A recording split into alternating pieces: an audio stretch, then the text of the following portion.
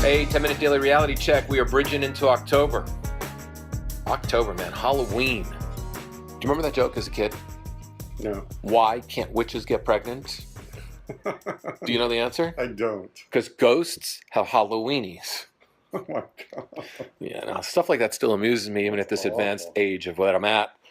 If you can guess my age, you get a free 10-minute coaching call. People have been guessing those things lately. So if you can guess my chronological age, and then if you can guess the physical age that I actually am at, there's a app out there that gives you a physical age, and I'm a lot younger physically than I am age-wise. What about emotionally? I was about to say that. Now, if you can guess my emotional age, you will definitely realize that I'm still in my preteen years. Totally. Today I want to talk about bridges, not London, not the Whitestone Bridge. Remember the Whitestone Bridge? I do. Yeah, I used to go to take it all the time to visit my grandma. If you know where my grandma lived, I'll give you a free boot camp. Wow. Yeah, because there's no chance in hell. And if you're a woman, I'll give you a free month of coaching. There's no way in the world that if you know where my grandmother lived in order to take the Whitestone Bridge from where I live to get to my grandmother's house. Remember the Throgs Neck? Yeah, I like the name. I don't remember where it was, though. Yeah, I like the Throgs Neck Bridge. The George Washington Bridge was great. I used to call it the Frog's Neck No, I just called it the Throgs. Why'd you call it the Frog's Neck? because it sounded better than frogs. So today we're going to talk about bridges. Okay. Now, when I was a kid, I was afraid of crossing bridges because do you remember in the Quaker library, they had those little cassette things that you pushed in and you got to watch bridges collapse and earthquakes and other things? Microfilm stuff? Yes. Yeah. So I watched a microfilm in probably third or fourth grade. Mrs. Kababian was there. Remember Mrs. Kababian? Librarian, right? Yeah, first varicose veins I ever seen. So Mrs. Kababian was there, and I remember watching the bridge fall down. And I thought to myself, man, bridges scare the shit out of me. So I've traveled across bridges. They don't bother me at all. There's a bridge to Sullivan Island in South Carolina. It's pretty hairy. It's kind of a suspension bridge. But the bridges that people really burn are the bridges that people burn with each other. It seems like there's a lot of people when a relationship ends, a marriage, a romance, a friendship, it ends on bad terms. And one person burns that future bridge. Because as far as I'm concerned, you never know when you're going to need somebody again. You know, whether your life is a mess and you're trying to hustle somebody for money because you're going through a divorce because you never want to work again and you think that person's an ATM, well, you never know when you might actually need them. Business partnerships, so many other things. But why do people feel the need to burn bridges? And you were sharing a story about how some of your best go-to people are people whose bridges could have really come falling down. Absolutely, yeah. People that I know, that I call friends now, were once romantic relationships, and you know they're really valued friends. Like we've been there for each other in really hard times, which is of course the true test of a friendship. But yeah, I mean, like if you don't get along with I think people do it out of anger, of course, right? Like why do you burn a bridge? Well, you're mad. And what really is you're just kind of, you know, you're satisfying that revenge thing, right? And it'll feel good in the moment. Oh, well, screw them, you know. I don't ever want to see them again. Or maybe you'll, you know, whatever. But it's like people are, if something didn't work out for you, forgive them and move on. And then, you know, like some of the most valued people in my life have been people that I could have burned a bridge with. It's interesting. I dated somebody recently, and I remember we were hanging out one night, and I was telling her, you know, I was hanging out with my friend Teresa and her kids one day, and, you know, she goes, well, how do you know Teresa? I said, well, we went out a couple of times. She looked at me and she says, you went out a few times and you're hanging out with her? Yeah, absolutely. Went out there a couple of times, didn't work out.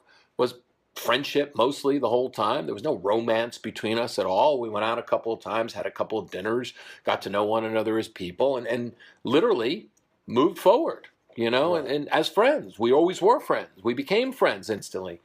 And she looks at me, she goes, you know, I just don't know how I feel about that. I mean, anybody that I've ever gone out with romantically or even out on a date and never did anything with them, oh, I'm not friends with them at all. I mean, they're just like, Right. you know, they're somebody who I wouldn't even talk to ever again. And I looked at her and I said, well, I got lots of people like that. Well, for like, remember 3 years ago, for those of you who don't know, David's mom, who I knew very well, she was like my second mom, she passed away. And then my other best friend in New York, his mom passed away. And then a week later, my mother passed away. And obviously, it was a rough month or so. And I came back to LA, and it was time for the Jewish holidays. And my ex wife called me and she said, "Hey, she said, I know your mom just passed away. Do you want to come over and have the holidays here with us?" And it couldn't have been nicer and more welcoming. And I'm happy to say that actually since then, I go to her house for the Jewish holidays regularly. I got invited for Thanksgiving. That was the first and only time I'll ever do that. You know, That's a whole other story. that's a whole other story. Not that I didn't mind her company or your kid's company or her boyfriend's company. There was somebody else's company there that just brought me back to some place that I never want to go again. So instead of building a new bridge, I decided to leave that bridge and jump over the other side. That's a story for another podcast. But it's interesting because this person who I was with was amazed at how I could possibly still connect with all these people in my life. And the thing is, I've got nothing against anybody really in my life. Yeah, there's somebody who's burned a bridge with me, and there's somebody who I honestly think if they ever want to build that friendship back up, they're going to need to hire probably the Teamsters, probably some of the best form of contractors ever, most likely the union, and I would probably say they would need to build a tunnel underneath, so they might have to contact the MTA as well, because that bridge has been very much burned. Because I've always kept a bridge. To me, it's like, I'm not going to burn a bridge because I truly believe that we all need one another and we're all just stronger together.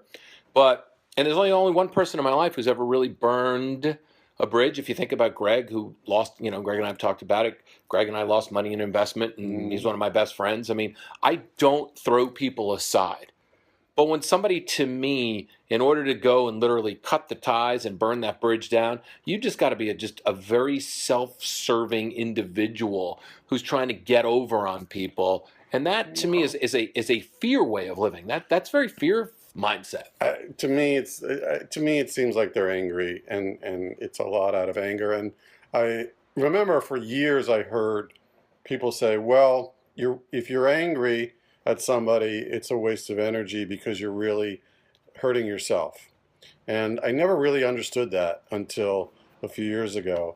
And it just suddenly hit me like a ton of bricks. And I was like, you know what? It's true. If you're mad, if you're angry, if you're pissed off, it's not hurting the other person. They don't care. You're hurting yourself. So, that to me, when somebody burns a bridge, it's about anger and sort of feeding that anger. Yeah, you're burning a bridge for the future. What if in the future, all of a sudden you find yourself in a financial predicament, you find yourself in an emotional predicament, and that person who you decided to burn the bridge with is one of the few people who really would be there with you if you didn't burn that bridge. That's what you got to look at. My mother was the queen of burning bridges.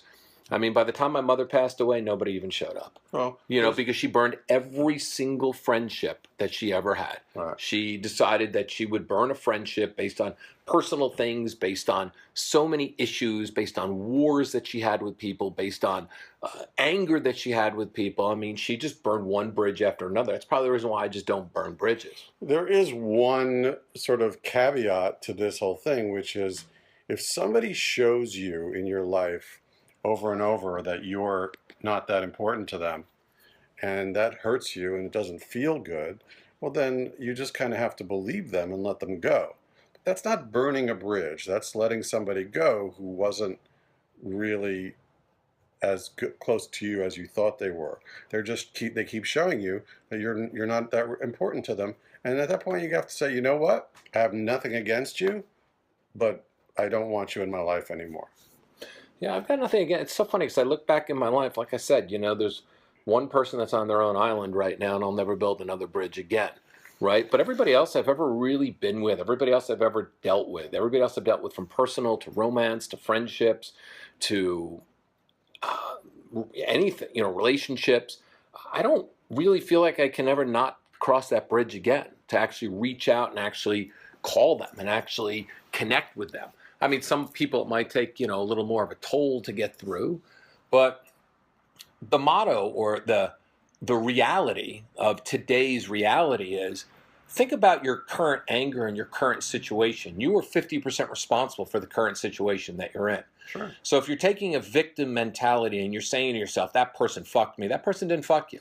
You were partially responsible for being fucked. It takes two people to be fucked. The last time I had sex, I remember very distinctly. It was my penis and their vagina, and the both of us were basically fucking one another, right?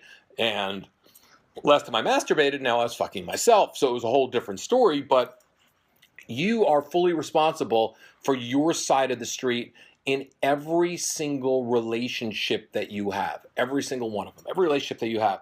So if you're pissed off and angry at somebody and you're blaming them for the predicament that your life is in, you got to realize that that predicament that your life is in is 50% your fucking responsibility too.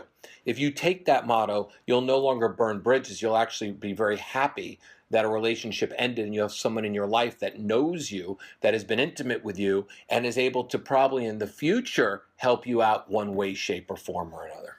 Yeah, absolutely. That's great. That's it, man. 10-minute daily reality check. Don't burn the bridge, pass the bridge, and please share this.